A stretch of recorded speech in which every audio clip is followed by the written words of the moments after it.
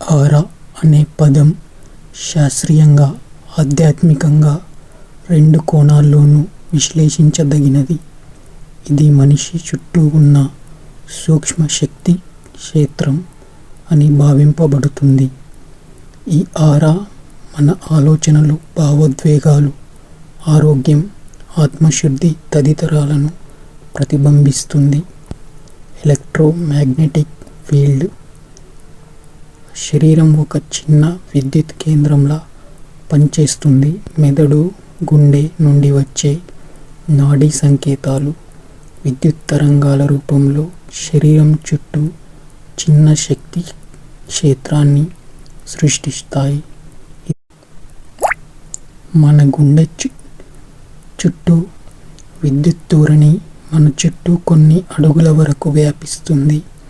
మన భావోద్వేగాలు ఈ శక్తి క్షేత్రాన్ని మార్చగలవు.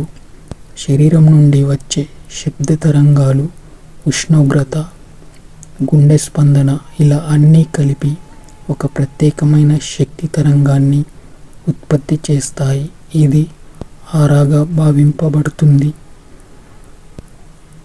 ఆత్మశక్తి ప్రతిబింబం ఆరా అనేది మనిషి ఆత్మస్థితిని ప్రతిబింబిస్తుంది. పాజిటివ్ ఆలోచనలు, దయాగుణం, ధ్యానం వంటివి ఆరాని ప్రకాశవంతం చేస్తాయని విశ్వసిస్తారు. మన శరీరంలో ఉన్న 7 ముఖ్య చక్రాల శక్తి స్థాయిల ఆధారంగా ఆరా రంగులు మారుతాయి. ప్రతి రంగు ఒక భావోద్వేగాన్ని, ఆత్మస్థితిని సూచిస్తుంది.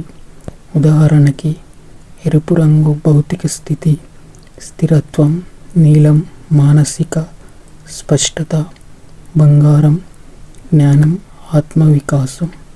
ప్రాచీన వైద్యం ప్రకారం ఆరా రంగుల్లో లోపము ఉంటే శరీరంలో రోగాలు వస్తాయని చెప్పబడింది.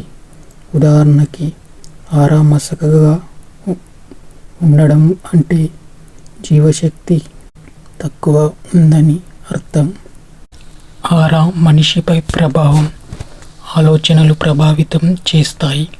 మన ఆరా మన ఆలోచనల ప్రభావంతో మారుతుంది. నెగటివ్ ఆలోచనలు ఆరాని మసకబార్చుతాయి. పాజిటివ్ భావాలు దీప్తిమంతం చేస్తాయి. ఆత్మవిశ్వాసం పెరుగుతుంది.